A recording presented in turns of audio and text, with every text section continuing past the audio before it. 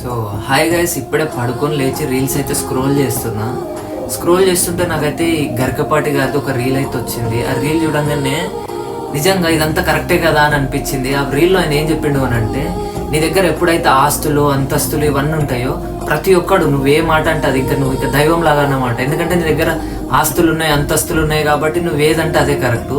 కానీ ఏ రోజైతే నువ్వు నీ ఆస్తులన్నీ కోల్పోతావో, కనీసము వాడు నిన్నటి వరకు అన్న అక్క తమ్ముడు చెల్లె అని తిరిగిన నీ ఎమ్మడి తిరిగినాడు కనీసం నీకు గడప దొక్కడానికి కూడా ఇష్టపడాడంట.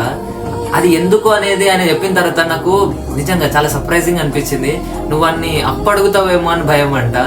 అంటే ఇది ఎట్లా ఉంది అని అంటే, మనుషులకి పైసలకే వాల్యూ ఉంది కానీ ఒక మనిషికి వాల్యూ లేదు. సో నేను కూడా నా లైఫ్లో కొన్ని ఇవి చూసినాను. ఆ రీల్ చూడంగానే నాకు నిద్ర లేసినాను కదా, అది చూడంగానే నాకు ఏదైతే నేను ఎక్స్పీరియన్స్ చేసినానో ఆ సిచ్యువేషన్ గుర్తొచ్చింది. ఏమో ఈ మనుషులు ఏంటో, ఏమో కాలం ఏడిపోతుందో కూడా అర్థం కావట్లేదు.